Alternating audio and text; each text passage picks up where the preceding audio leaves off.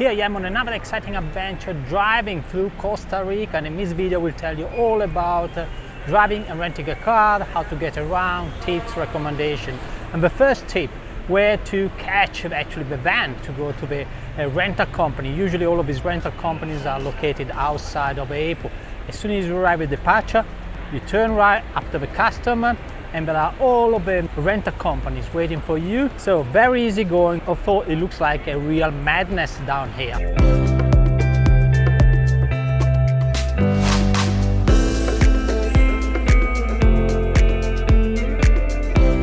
What driving license do you need actually to rent a car here in Costa Rica? The most important thing is that the driving license is readable, so it has to be in Latin letters. So anything that is written in English or in German or in French or in Italian or any language that you can read from a letter perspective, then it's accepted. But they don't accept, of course, driving license from, for example, from China, just because they can't read them, or from any Arabic country. So in this case, make sure to organize your international driving license before coming to Costa Rica.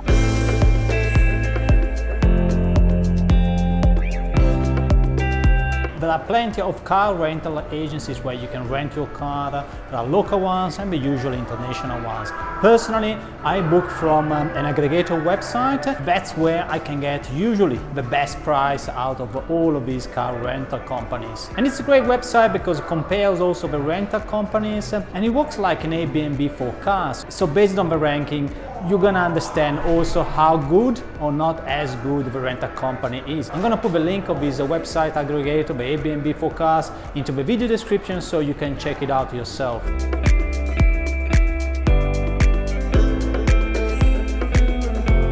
Type of roads and locals driving here in Costa Rica. I must say you can find all kinds of roads in Costa Rica. Don't expect a huge infrastructure of paved roads. In fact, most of the paved roads connect to the main destination, of course, and in this respect the two-way drives will work. But once you are in the main destination, all of the side roads may be unpaved, some of them actually pretty steep because there are plenty of hills.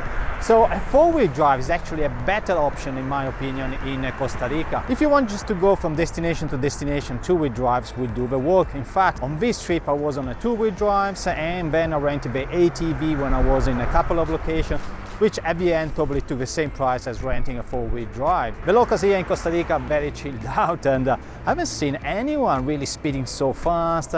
You know, they go from A to B. Actually, sometimes you think they're taking a long time to move, but I tell you, it's perfect, especially when you drive in a foreign country.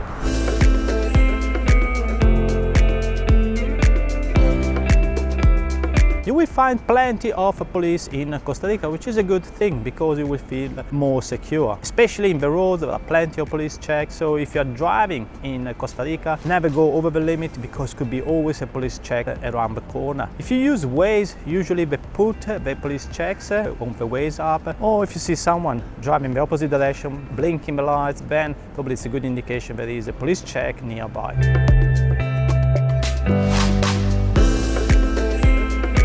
So what GPS app should you use when you're driving in Costa Rica? Google Maps, which is probably already on your mobile, works in 95% of the cases. But remember that 5% of the cases that totally screwed up. Like here, what you see on my back. This is the road suggested by Google Maps to go into Tamarindo town from my accommodation. Honestly, I wouldn't do it with a four-wheel drive. Use instead Waze, which integrates the GPS map with the social side. So people actually contribute to highlight roads that are unusable, like in this case, or if there are accidents and you have to drive around that. So much more information that you're gonna use when you drive to make your ride more comfortable and quicker.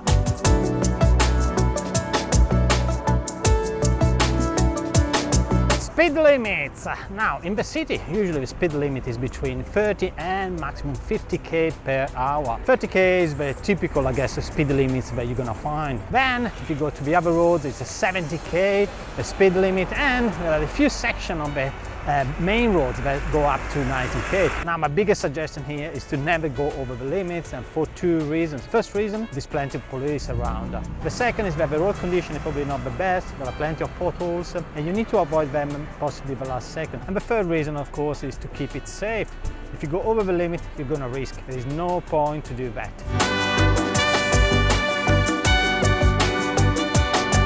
Another important thing is about petty crime. Unfortunately, it may happen once you are in Costa Rica, and it happens usually when you leave something into the car, a mobile, like a camera for example. Never leave anything that people can see into the car. You can put it on the back of the car, but also in that case it's a bit of a risky situation because people may break into the car, open the back, see if there is anything. It's not as bad as it looks like, but it does happen. So whenever you park the car, probably it's better to look for a person that look after the cars for $1 or $2. In that case, you save the hassle to go through the insurance.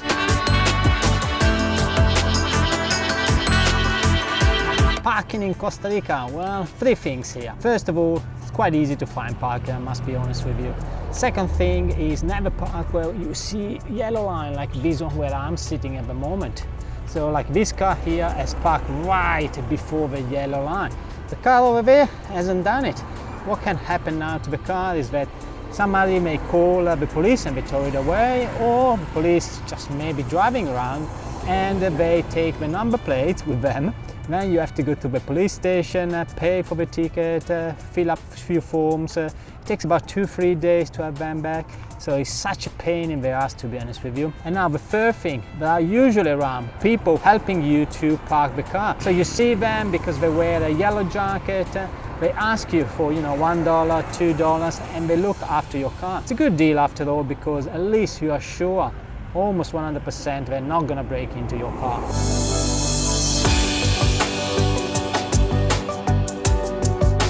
And what about the gas station or the petrol station based on where you are from? Well, the price is fixed, so every single station has the same price, so there's no point to look for a bargain price. There are many petrol stations, so don't panic, there is always one around the corner. An important tip here, first time you go to the gas station, check your tires and verify that the pressure is right. I usually do every time I rent the car. I trust the rental companies, but I prefer to trust myself more and check the tires straight away. You will have a more comfortable trip around Costa Rica.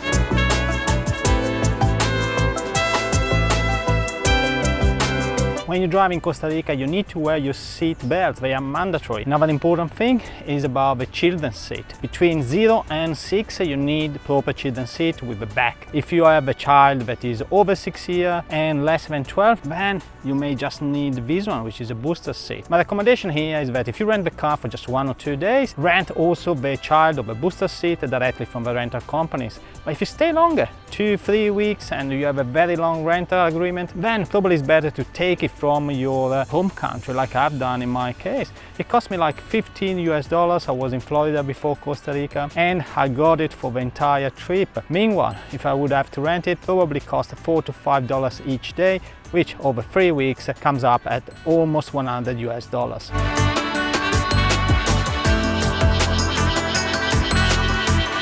One of the things I love the most about renting a car here in Costa Rica is flexibility, because you can stop anywhere along the route, like we have done here for this park. It's called Rainmaker. It's between Jaco and Uvita. Absolutely stunning park with hanging bridges that are really never ending, and then waterfalls, waterholes.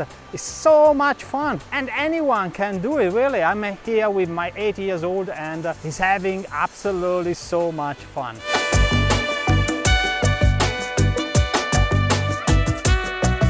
And here we are at the end of our road trip, about a month in Costa Rica, driving all around, so much fun. Now Daniel, which is here on the left side, is taking us to the airport. We had such a fantastic experience. I'm gonna put the link of the renting company also on my website and also on the video description. How was it, Jake? Awesome! Awesome! And that's pretty much about this video, but look what we have next week.